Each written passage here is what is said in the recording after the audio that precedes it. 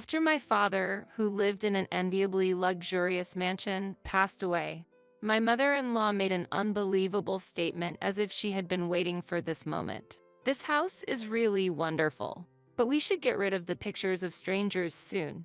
I couldn't hide my surprise at my mother-in-law's comment. "Huh? Perhaps you haven't heard from Ben yet? We're going to live here from now on." "What? Here? Why? We and Ben will live in this house." "What?" When I looked at my husband in a hurry, he was smiling sarcastically. "Well, it's fine for you to live in this residence too. We'll live here together, you and my family. You're the only daughter of the owner of this house, your father, so it's only natural that you'll inherit it, right? I've been looking forward to this moment for a long time. From now on, you'll take care of my father in this luxurious place." Faced with such an absurd demand, I even lost the will to resist. "Fine, do whatever you want with this house. If you want to live here, please do." While my husband laughed loudly, my daughter quietly spoke. "But Mom, didn't Grandpa say he wanted this mansion to be demolished after he passed away?" "Yes, but if your dad and his parents want to live here, that's fine, no?" My daughter said with a cold gaze at her father. "That's right. Enjoy it while you can. I, Kathy, am 58 years old. I always visit my hometown on weekends. In my hometown, time passes slowly as usual. The only view from the window of my parents' home is the endlessly vast sea. This residence is located on the coastline, creating the illusion that it is directly connected to the sea." My father, sitting in a chair by the window, quietly muttered with the sunset behind him. "This might be the last time I see this scenery." My father, who is over 80 years old, has weakened and struggles even while standing up. He aged rapidly after losing my mother 3 years ago. Until recently, he was immersed in sorrow, but now, realizing his end is near, he seems somewhat at peace. He was hospitalized for a long time due to an illness, but now he's back home. Recently, with the support of home care, he's been managing to live alone at home. I can only visit on weekends because of my job. It might be time to go to a care facility, but I want to stay here. Kathy, I'm sorry for the trouble. It's okay. This place is important to you and Mom. Remember how we always went to the seaside as a family? We enjoyed barbecues in the garden too. That's really nostalgic. This summer, we should all gather here again."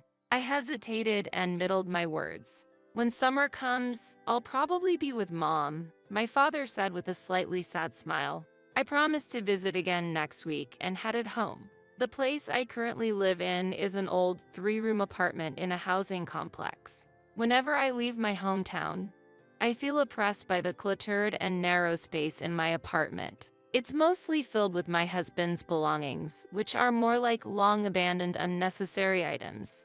But touching them would only provoke his anger. When will dinner be ready?"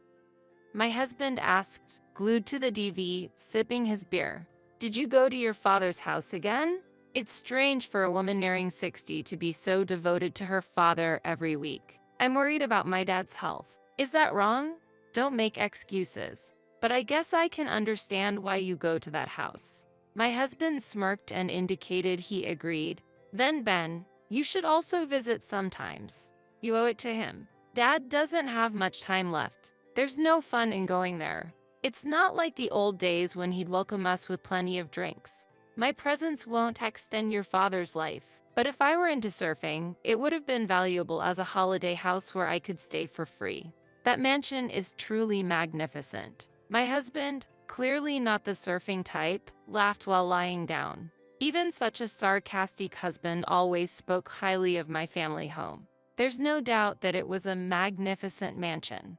I didn't particularly notice it growing up, but as an adult, I came to realize the luxury of my childhood home. The third-floor living room, bathed in light, was spacious enough for children to play chase. My parents, who were very sociable, had a total of 5 rooms on the first and second floors, often hosting friends. As a child, I had many happy memories from sleepovers with friends. My parents were always cheerful and welcoming to everyone. But now, it's okay. I'll just visit with Abby sometimes. Do you not think that inconveniences me? Planning to leave me with nothing but cold leftovers? If you must visit your folks, I'll eat out. Just give me $100 for the meal. My whole body suddenly became hot. Staying any longer with my husband, I feared I might blurt out angry words, so I quietly escaped to the bathroom. Washing my face roughly, I tried to mask my rage. But looking at the mirror, I was shocked to see my reflection. I looked older than I had imagined. I work full-time during the week and spend weekends visiting my father. But I'm busy with household chores even then. My daughter, Abby, is in high school and doesn't require much attention. But it seems my fatigue has been accumulating without my notice. At what point will this lifestyle end? I thought, with my husband's face flashing across my mind. It looked like he was the main source of my exhaustion. At that moment, my cell phone in my pocket began to ring. It was my mother-in-law, persistent by nature, calling repeatedly until I answered. Despite having a bad feeling, I pressed the answer button. Hello, Kathy? I heard that you have been leaving Ben behind to visit your hometown frequently. Who's taking care of Ben while you're away? She accused without pause. You have always neglected Abby when working, and now you're neglecting your husband too? What a terrible wife. My husband must have shared his grievances with her. To him, his mother was an unwavering supporter. I'm sorry, but my father has been unwell, so I'm dedicating my weekends to caring for him. If he's unwell, he should be in a facility or hospital. But that would be a financial burden. But then again, it'd be problematic if he died alone in that house. Sigh, having one's life unnecessarily prolonged is also troublesome. She probably knows that my father's time is limited. Yet, such remarks filled me with disdain beyond anger. Fortunately, my daughter was supportive, frequently accompanying me to visit my father and helping with simple chores at home. Only my husband was indifferent to chores like dealing with laundry left out in the rain.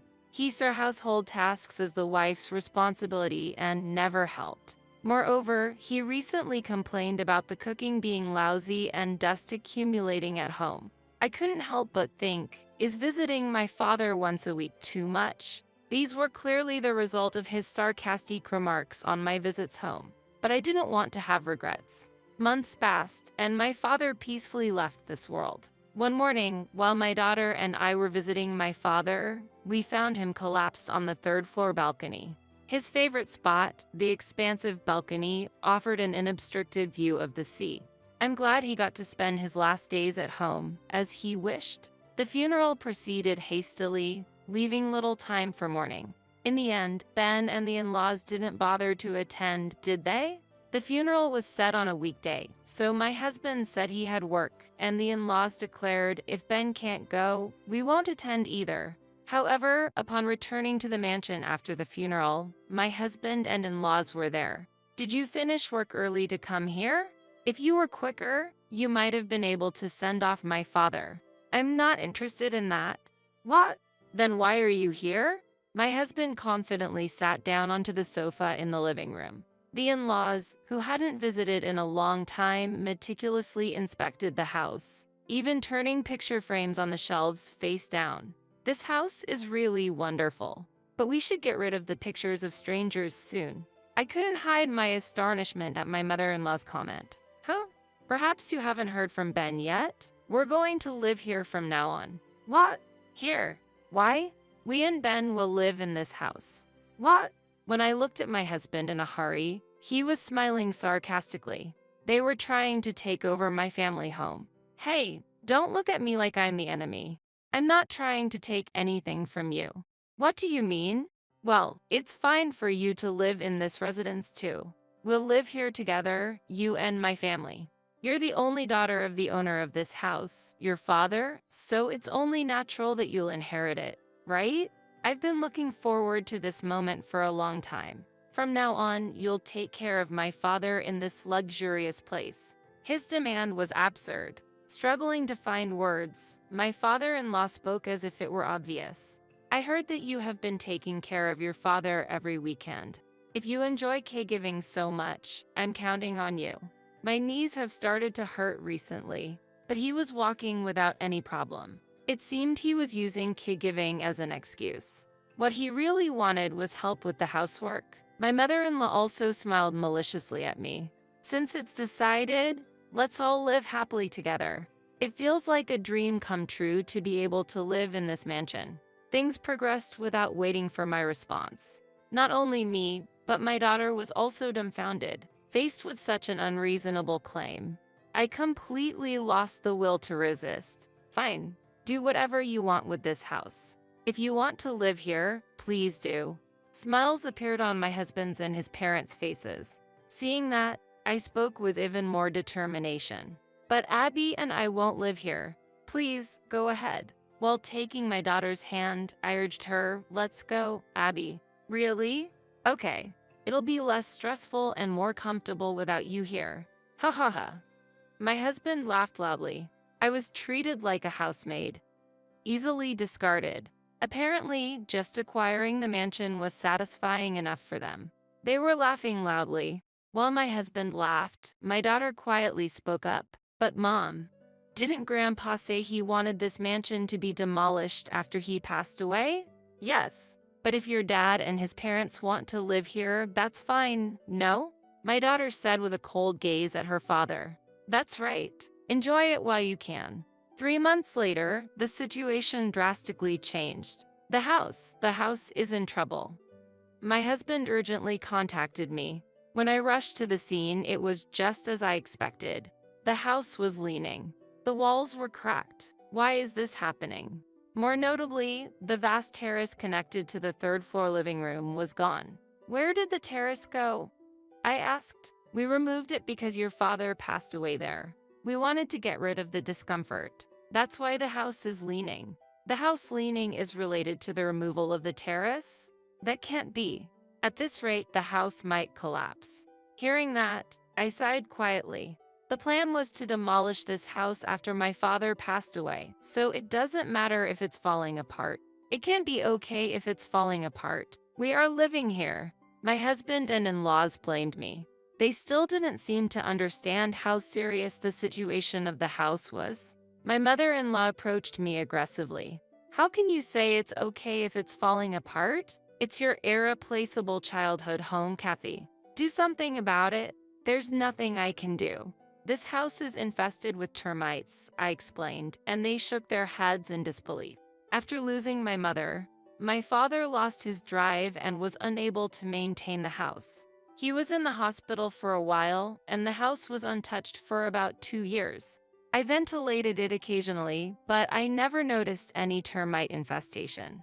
Although the house looked splendid from the outside, the interior was crumbling. When my father and I learned about it, we were initially shocked, but my father quickly changed his perspective. What's important is not the building itself, but that the memories continue to live in our hearts, he said. My father's remaining time was short, and he accepted the house's condition without making any special efforts, as his days in it were numbered. No matter how damaged, the house wouldn't collapse immediately unless there was a major earthquake. However, removing the balcony might have caused the house to lose its balance, I mentioned, and my husband turned red with anger and yelled, "How dare you leave us in such a dangerous house?" My mother-in-law continued, "We were deceived by you. You lured us into living in this crumbling ruin. What were you scheming? Such a wicked daughter-in-law."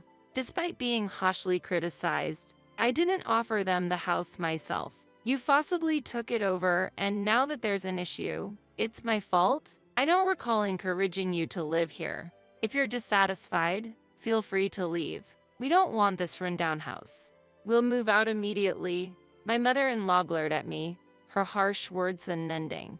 The house was luxurious only in appearance and no substance. As compensation for deceiving us, you should pay for our moving costs. Fortunately, we haven't unpacked yet and most of our belongings are still on the first floor. I want to leave this place quickly. Are you by any chance using the large room next to the entrance as a storage space? Yes, that's right. You left your belongings in that room? Oh dear. My mother-in-law, puzzled by my reaction, stared at me. Sensing something from my troubled look, she quickly ran down to the first floor. Soon after, we heard a scream, "Ah!"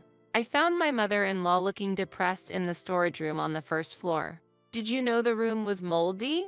Since my father became ill and the house was vacant for a long time, this room became prone to mold due to the dampness of not getting enough sunlight. As expected, the cardboard boxes were damp and the bottoms were covered in mold. My luxury bags. My mother-in-law lifted a mold-covered bag. Wait a minute, my precious records. My father-in-law's record covers were also damaged by mold. What about my comics? Their valuable items were all moldy. Naturally, their anger was directed at me, but I refrained from arguing. You were the ones who occupied this house without permission. They eventually gave up on their mold-infested belongings and returned to the cluttered three-room apartment. The three of them headed to that apartment because the in-laws' former apartment had already been given away. Huh? It's messy as usual but seems somewhat tidier. My husband muttered, tilting his head. My daughter and I passed by my husband and left the house. Maybe it looks spacious because all our stuff is gone. We're leaving this place. What? My husband was surprised. Yes. And I want you to sign this document, I said, handing him the divorce papers. As my husband raised objections, my in-laws yelled, "Ditch that woman." And I managed to get the signature. In those 3 months, my daughter and I found a new home and prepared for the divorce. The moment they showed their true colors, I felt relieved to sever ties with them. Their scheme to take over my family home ended in a monumental failure as the house collapsed. I heard that my hot-tempered in-laws and husband were constantly fighting in their small apartment. Just a few days after the divorce, it already felt like a distant world to me. The leaning family home was eventually demolished. The grand mansion I inherited from my father gave me the courage to take a new step forward, despite my grievances with my husband. It prompted the change I was hesitant to make. Now, 10 years later, I live together with my daughter's family, in our new, small house by the sea. Grandma, let's go to the sea, my grandchild said. All right, everyone, have you got your hats and floaties ready? Then let's go. I responded, and as my grandchildren pulled my hands, we headed to the sea once again.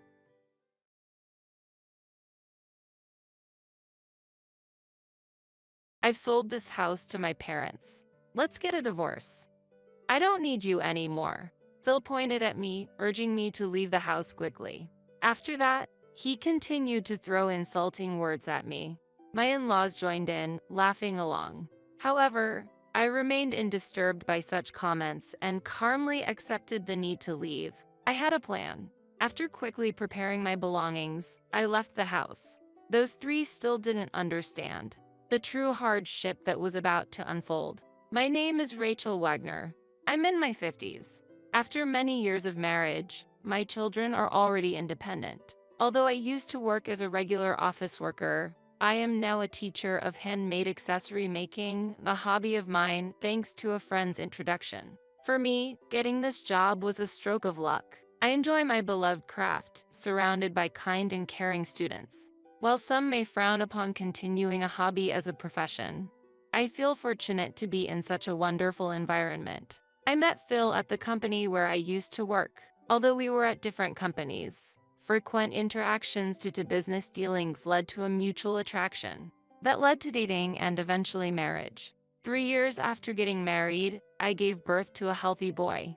He graduated from a top university and secured a job at a major company. He now lives with his very attractive wife. As a parent, I feel unparalleled joy. However, my daily life took a turn for the worse. Decades into our marriage, with our child out on his own, Phil's once gentle nature had vanished. Hey, Rachel, isn't dinner ready yet? Before I knew it, I was being treated like a convenient housekeeper, constantly ordered and directed. Worse yet, his demands changed daily. One day, he complained the soup was too strong, so I made it lighter the next day, only to be yelled at for it being too weak. Experimenting, I served the same taste every day, only to be constantly criticized for it being too strong or too weak. I had felt it before, but perhaps he was just amusing himself by troubling me. That thought was disappointing. How childish he seemed. No matter what I did, Phil would quickly become angry, frequently hurling disrespectful words at me. Living this way made me desperately want to leave, to escape from Phil at the earliest opportunity. I've thought about it countless times since he changed. But there's a reason I can't leave. It's because of an outstanding mortgage. Phil quit his job suddenly without reason and now spends his days idly at home. Despite this, he never helps with the housework. When I return from work, I find a floor littered with empty alcohol cans and snack wrappers. As a result, we're getting by on my earnings. In truth, we had just recently rebuilt our house. I provided all the funds for it. I keep the household account book, monitoring our financial situation. I've been diligently saving up, gathering funds for the house construction. I can't just leave the house I worked so hard to build. If I leave, it becomes Phil's. On top of the mortgage, there's another important reason. This house is a place filled with my hopes and dreams. The exterior, interior, and facilities were all designed according to my wishes. What I particularly like is the spaciousness of the kitchen. Our kitchen is very spacious, making it a comfortable environment for cooking. During meetings with the designer, Phil frequently interjected his opinions.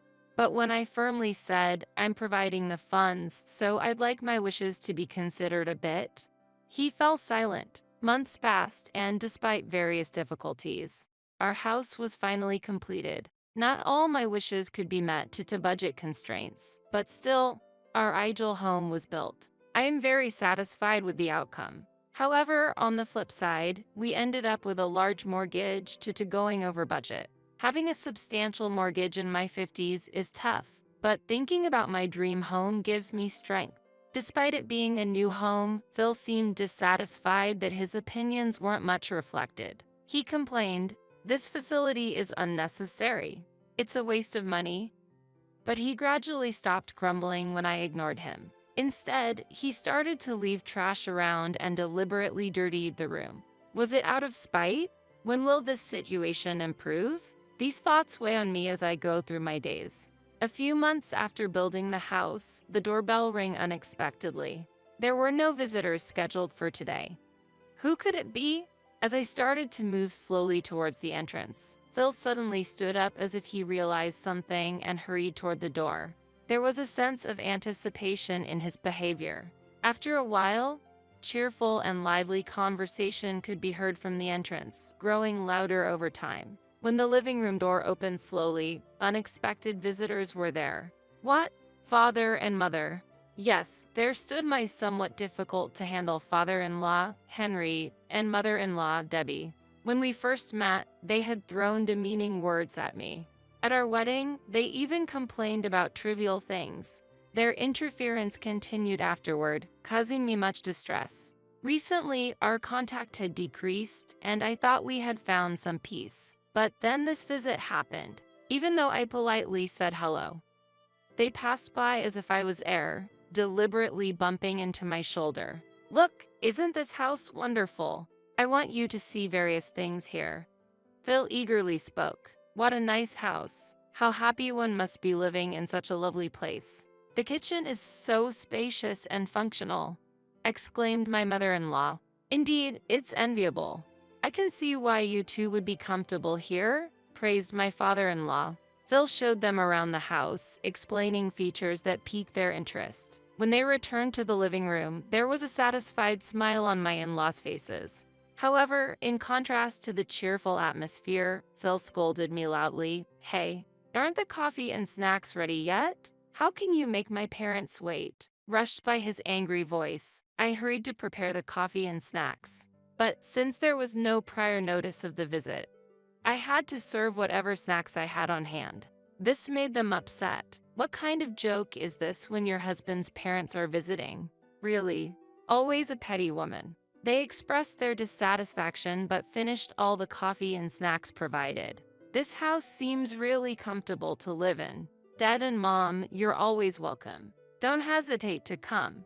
After that, they left without saying thanks for the meal or anything else. Ultimately, their attention was solely on Phil, only glancing at me when expressing their complaints. After they left, I realized something.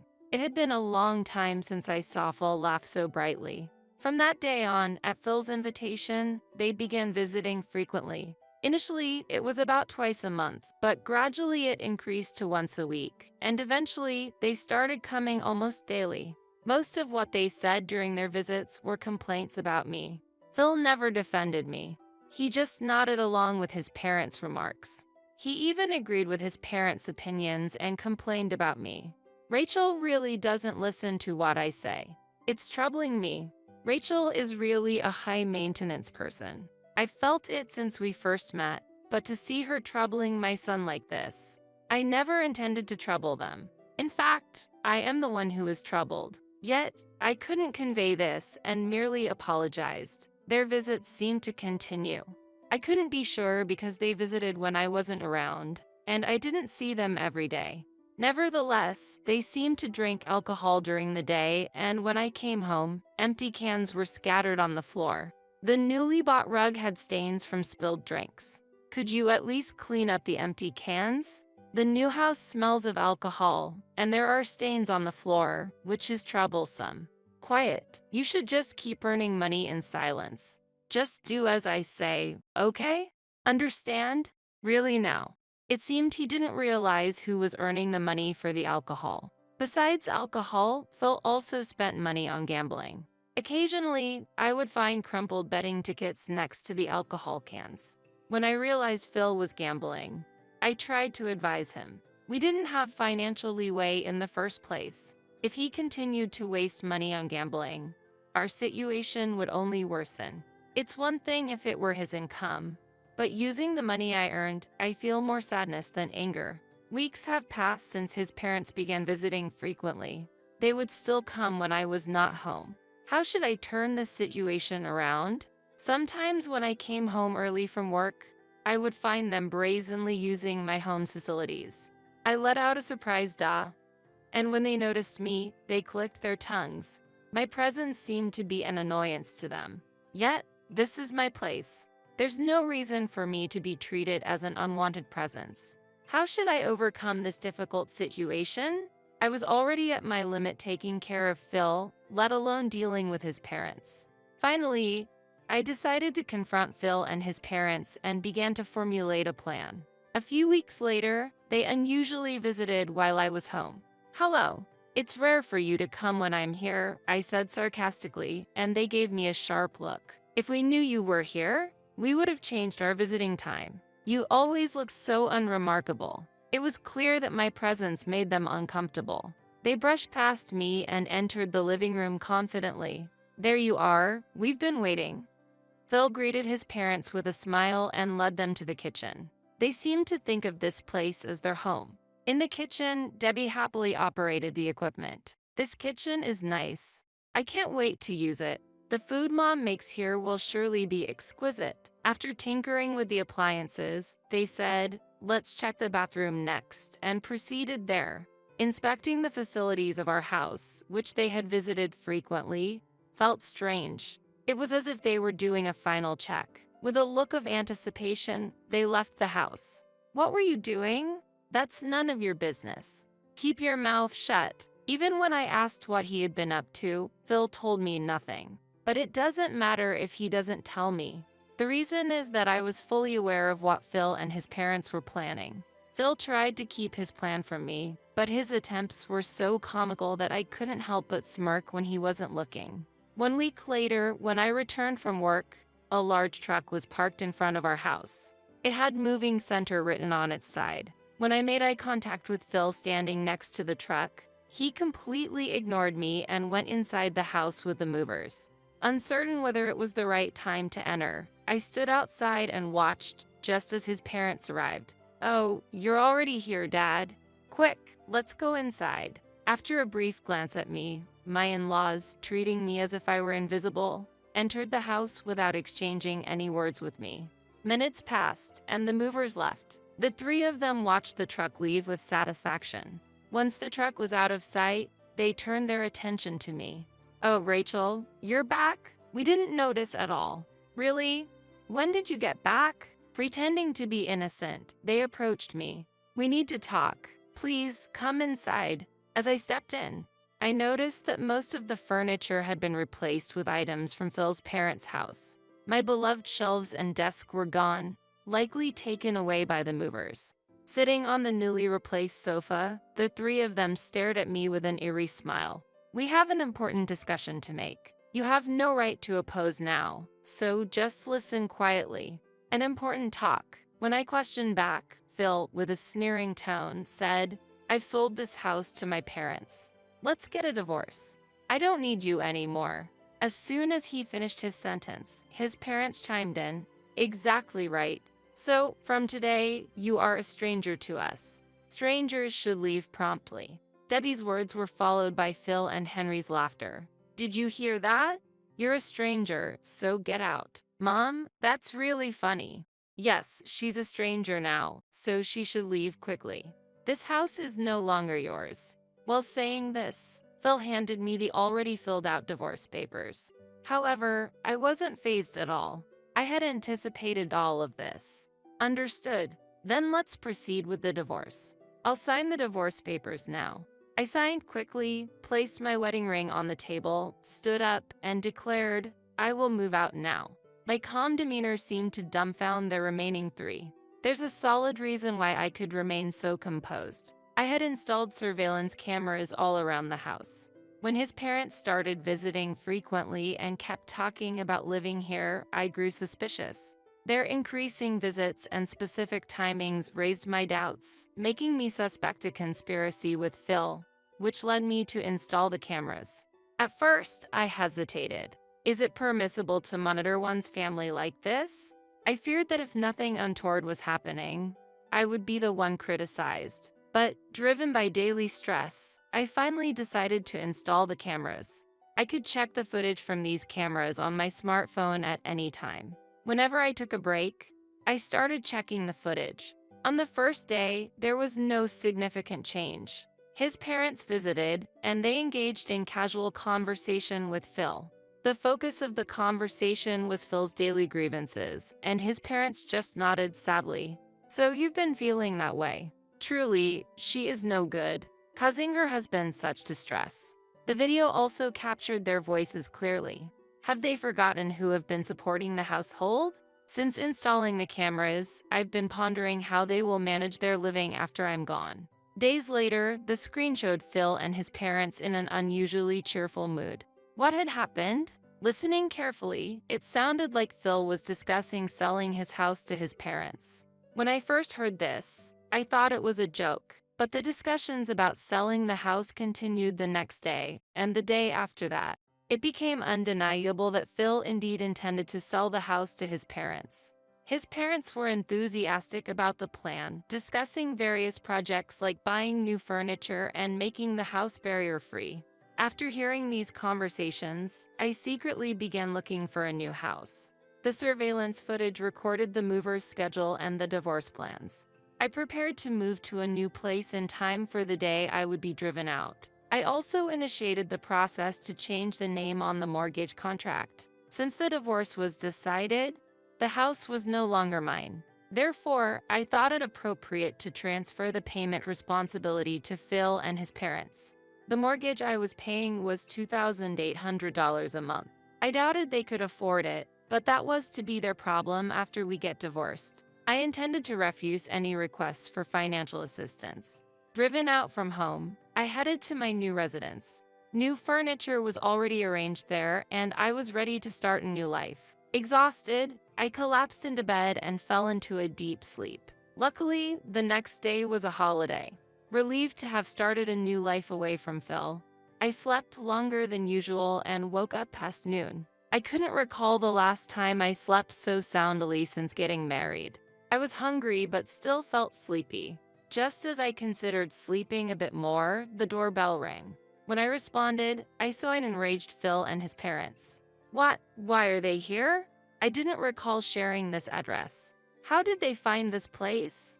Without giving me time to wonder, they barged in. Then, they suddenly produced a document. What's this? A notice for changing the mortgage name? Yes, that's right. I no longer live in that house, and effectively, we are strangers. Even so, right after I moved, they received the notice for the mortgage name change. They seemed shocked by the amount. "We have no income right now. How can we pay $2,800 a month? That's right. Our pension isn't that much. They pleaded as if it was all my fault. Beside them, Phil nodded as if agreeing. No matter how much they blamed me, the situation wouldn't change. Maybe the house was a bit luxurious, but it's true that we went over the budget. But who was it that neglected to seek information and lazed around every day? Moreover, they themselves were trying to forcefully acquire a house that belonged to someone else. Had they known the actual amount of the mortgage, they probably would have reconsidered. While I remained silent, Phil, visibly angry, crumpled the document and approached me. Just so you know, I have no intention of paying such an amount. Leaving those words behind, he threw the document onto the floor. His parents remained silent about the situation, seemingly unaware of what non-payment of the mortgage would entail. I hadn't expected adults to lack such basic knowledge. You're free to choose not to pay, but do you understand the consequences? You'll end up having to pay it anyway, won't you? They seemed to misunderstand that I would ultimately be responsible for the payment. So, I elaborated on the specific consequences of not paying the mortgage. In fact, if you don't pay, late fees will be added. That means you'll need to spend more than $2,800 each month. Do you understand? Is that some kind of joke? Unbelievable. You're the ones who are misunderstanding. Why don't you check the details yourself? After that, Henry encouraged Phil to verify, and Debbie showed a similar response. Seconds passed, and Phil's expression gradually turned serious as he started operating his smartphone. I can't believe this is happening. I told you the cost would increase if you delay. You can find this information online. The three of them stared at Phil's smartphone. Debbie was the first to speak up. We don't have any money. Oh, right. What about savings? What's happening with the division of assets? There are none. Since Phil hasn't been working and squandered everything on gambling, there are no assets left to divide. I stated this definitively, causing Phil's face to turn even paler. So, I recommend you give up and look for a job. It's a waste of time to linger here. What do you mean? We've been together for years. Don't you think you should help out a bit? Do you realize how much we've supported you? I had no memory of being supported. I couldn't recall any assistance from his parents.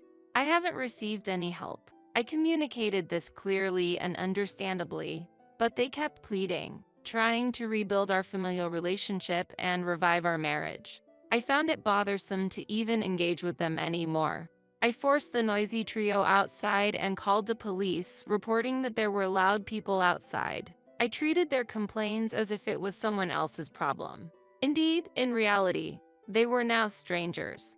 As a result, they were taken away by the police for causing a disturbance outside my house. After the police inquiry, they decided they couldn't afford the mortgage for economic reasons and moved to a small apartment out of town. I heard they finally understood the importance of working and were striving to find jobs, though unsuccessfully. Phil, however, managed to find a part-time job and was barely supporting the two of them with his modest income. As for me, I'm busy with work, but started a blog about my handmade crafts, which has doubled my income. The blog has received a lot of positive feedback, and I've been getting more requests to teach at handcraft workshops. Now, I prioritize living an independent life over marriage. During this time, I found the household ledger from when I was living a frugal life. The memories. I felt a wave of nostalgia. Those challenging days are now a valuable experience. I vowed to seize happiness with my own hands and put the ledger away.